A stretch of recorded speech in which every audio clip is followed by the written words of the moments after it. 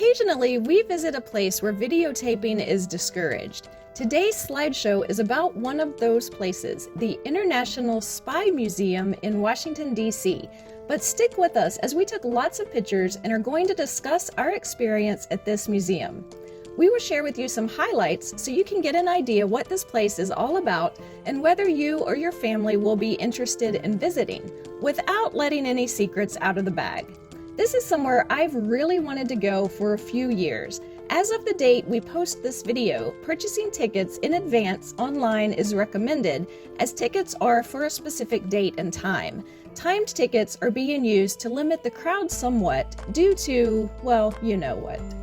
Adult tickets are $26.95, and tickets for kids from 7 to 12 years old cost $16.95. Children younger than that get in free, but they do still need a reserved ticket listing a date and time of entry.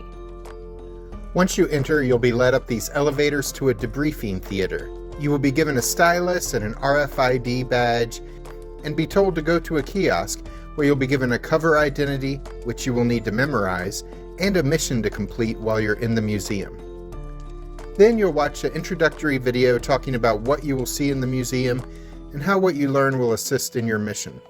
Throughout the museum, there are 17 interactive touchscreen kiosk areas where your spy skills will be tested based on information you've been learning during the museum tour. You can participate as little or as much as you'd like in these tests. In the final exhibit, there's a debriefing area where you close out your mission. You'll discover how your mission ends and receive scores in various skills in which you were tested along the way. This was fun and added a cool element to the typical museum experience. The downside is that there are a limited number of kiosks in each section. There were several times we waited 15 minutes or more just to get to a kiosk, and there were some kiosks we just skipped because we didn't want to wait in a long line. And remember, their website says the museum isn't at full capacity right now, so I can't imagine the wait when capacity isn't reduced. This was a cool experience, but waiting around for kiosks lengthened our stay quite a bit.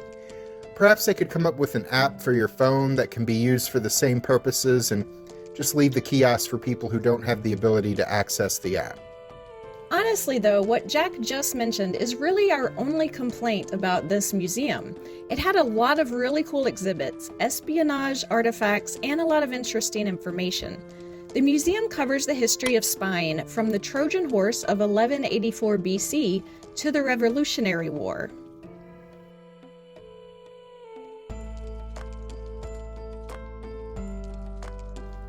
Through the World Wars, one of which included Chef Julia Child's employment for the secret intelligence agency then known as the Office of Strategic Services. Through to the Cold War,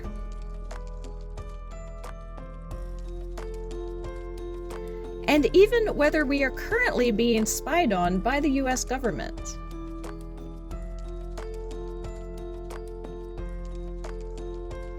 There are exhibits on the history of torture, which has included techniques such as waterboarding and blaring the Barney and Friends theme song at detainees.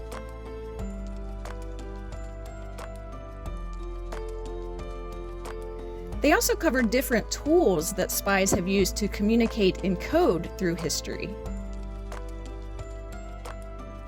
They had a lot of cool James Bond-like spy tools, such as lipstick that is also a gun, or a pack of cigarettes that is also a gun, or a glove that is also a gun. We also learned about the lengths that spies go to seem normal members of the community. We've looked a lot more suspiciously at our neighbors ever since. There's a cool exhibit about Argo, a fake movie that CIA specialists pretending to be Canadian movie producers claimed they wanted to make in Iran in 1979. The fake sci-fi movie was just used as a cover story to get agents on the ground in Iran to rescue U.S. embassy staff who were hiding out to avoid capture. Of course, a real movie named Argo was eventually made about the true story of the fake movie. The real movie starred Ben Affleck. The real Argo film about the fake Argo film won 3 Academy Awards, including Best Picture. There was also an exhibit about movies and TV shows that popularized espionage, including toys, movie posters, lunchboxes, and more, related to James Bond, Dick Tracy, and Austin Powers, to name a few. We could go on. There was a lot to see at this museum. You could learn about ninjas, or how the CIA tried to train cats to eavesdrop, as well as learning in-depth stories about the lives of famous or infamous spies. We were there a little less than 3 hours, though again, we were delayed waiting in line for interactive kiosks at times. If you want the full secret mission experience at the touchscreens, and you'd like to read a lot of the details provided at the exhibits, then 3 hours sounds about right. If you are someone who moves briskly through museums and have no interest in your secret mission, then 1 to 2 hours will likely be enough. The museum empties out into the gift shop, of course. There are clothes and toys that fit the theme.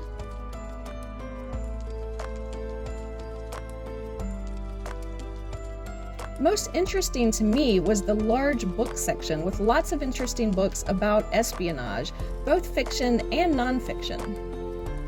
Jack, our DC videos have mentioned public transportation on the metro trains. How difficult is it to get around using the DC Metro? Super easy, barely an inconvenience. You can buy a fare card at vending machines located in any DC Metro train station. There are 6 different metro lines. The station at our hotel in Crystal City, for example, serves only the yellow and the blue lines. To get to any other color line, you would need to go to one of the hubs that connects the various different lines together.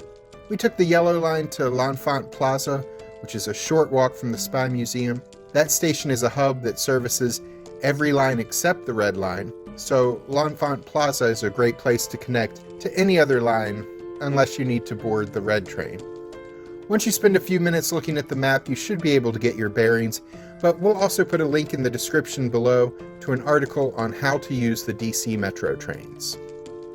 And check out the links at the end of this video for some more Washington, D.C. travel adventures. I'm Alice. And I'm Jack. Please click the subscribe button and notification bell so we'll be sure to see you the next time we're traveling through.